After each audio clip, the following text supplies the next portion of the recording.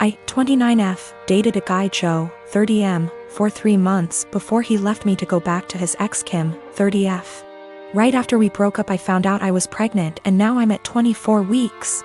I let him know and he was ecstatic. Turns out his girlfriend had fertility issues and would likely never be able to get pregnant naturally, and he has always wanted to be a father. Getting back together was out of the question for both of us, so he's still with his girlfriend. Joe was only allowed at the initial appointment because of COVID-19, and we found out I was having twins. According to Joe, when he told Kim, she had a mental breakdown about her infertility and wanted to talk to me. I met them at their house and Kim stated that she wanted to be involved in my pregnancy because she would eventually be the children's stepmother. She started telling me that I needed to do a home birth, that I needed to formula feed so that they could have the babies half of the week, that she wanted 1 boy and 1 girl, and that she wanted the kid to call her mama since they would be calling me mommy. I shut her down and said I would make the best choices for my children and my body and left. Kim continued to be overbearing and texting me every day about my eating habits, exercise habits, and ing about how her job wouldn't let her take maternity leave. At the virtual genetics counseling appointment, she attended instead of Joe and took over the whole meeting trying to talk about her family history, which wasn't relevant.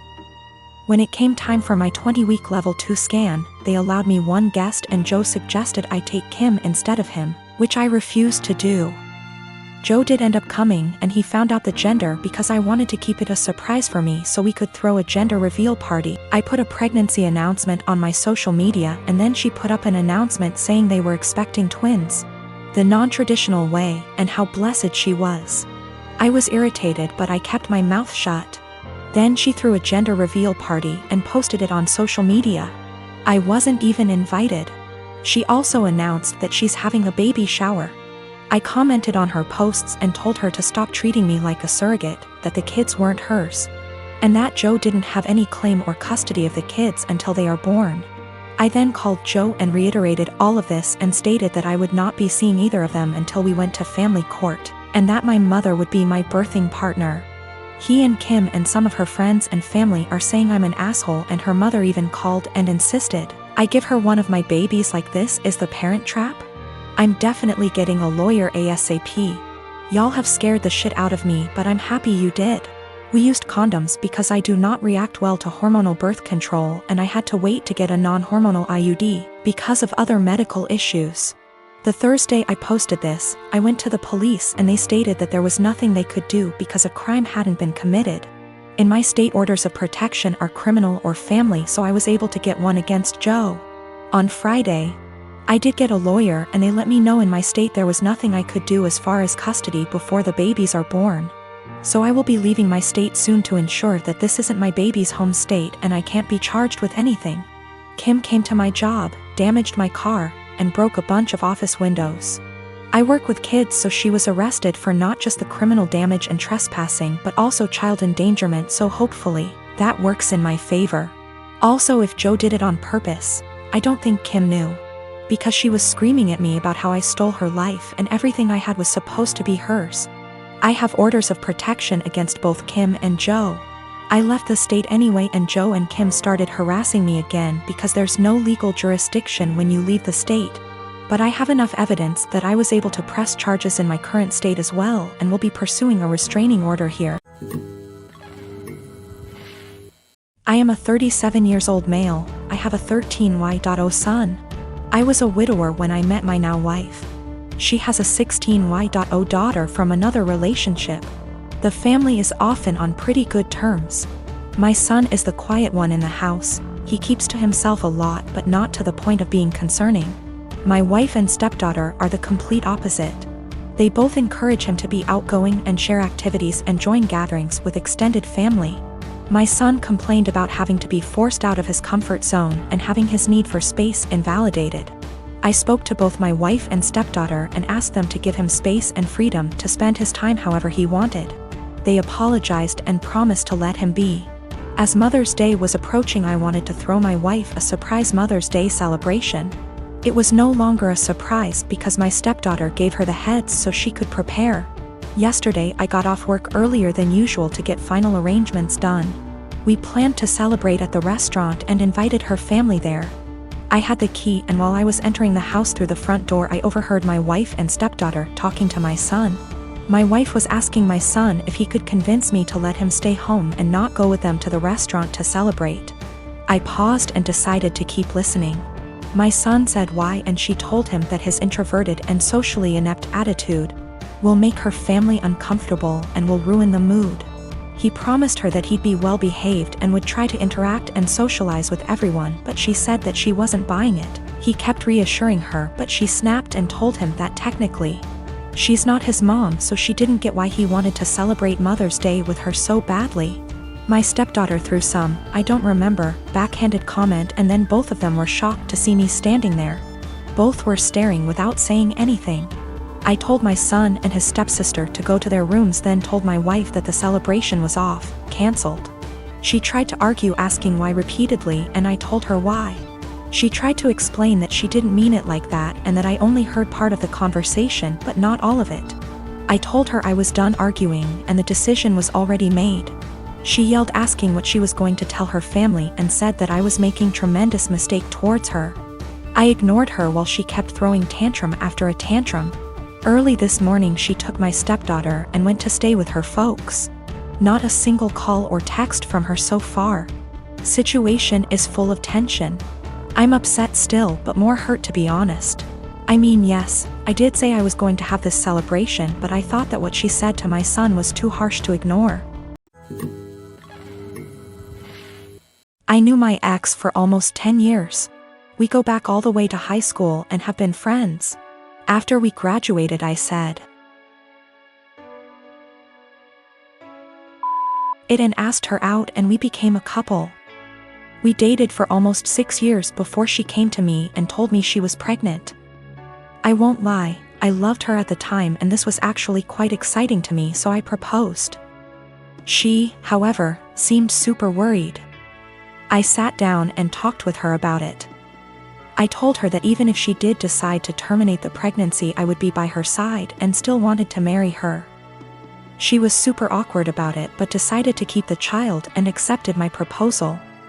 These past 7 months have been a roller coaster. She moved in with me and we began getting ready for our daughter's birth, and we were planning on getting married after she is born. That was until a few weeks ago. An old acquaintance from high school reached out to me. I was never good friends with him, but he said that he felt guilty about letting an innocent man suffer for his and my ex's mistakes. This guy claimed that he was the father of my ex's child and that my ex had been lying to me.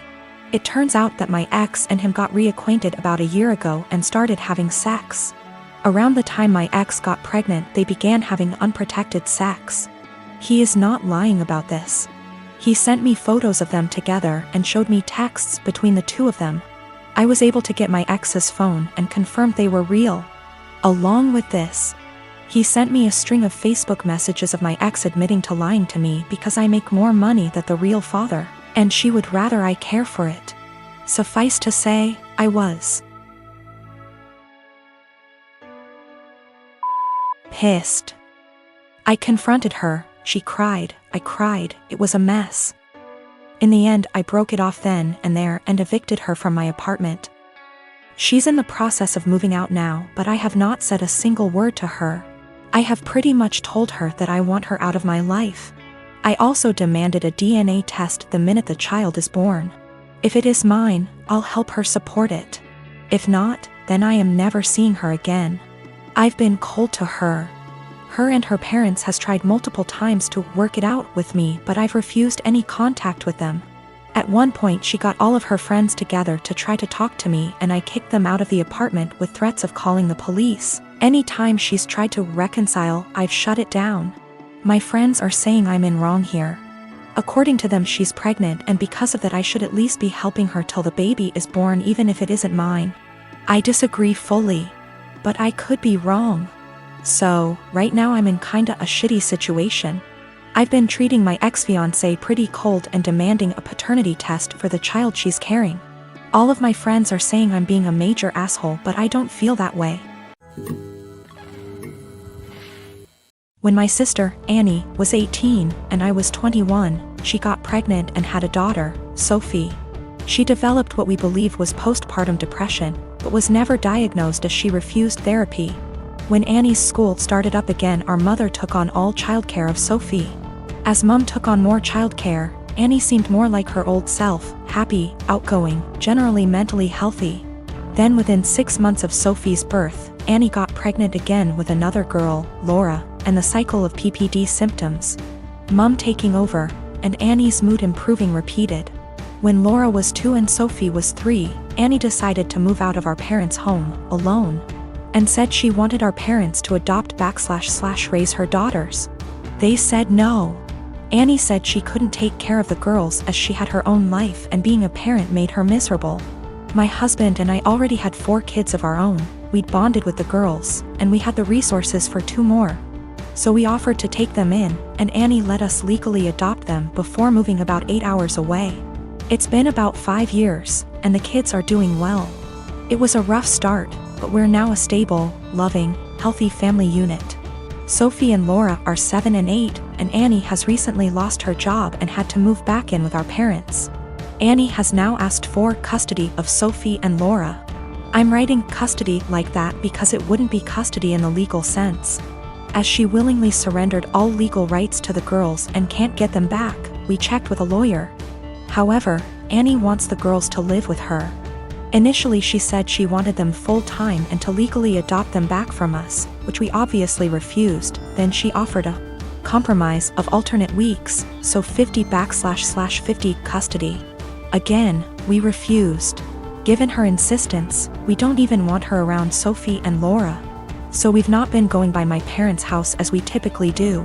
It's been a month of constant badgering, insisting we let Annie bond with her daughters and allow her to at the very least take them for overnight visits, saying that Annie had PPD 5 years ago. And now she's ready to be a parent. I've responded that we are not babysitters, we are Sophie and Laura's parents. They're in a good place and this will be detrimental to all 6 kids. And Annie doesn't get to step in now when she never stepped up in the first place. The response from my parents and Annie is that I'm being unsympathetic to her PPD and I should let her at least have a chance, rather than deem her unfit without giving her a chance to prove herself, plus given that we already have 4 kids other than them. Sophie and Laura could probably do with a smaller household, and saying we're being unreasonable for not allowing Annie to bond with her kids.